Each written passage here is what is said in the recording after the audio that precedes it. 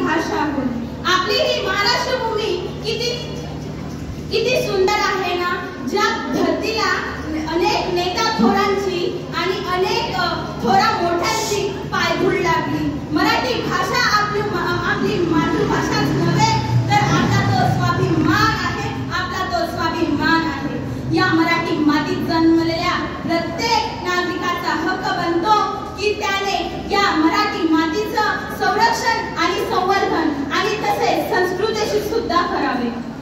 मराठी भाषा दिवस आपण 28 फेब्रुवारी रोजी साजरा करतो। 27 फेब्रुवारी रोजी साजरा करतो। जाताना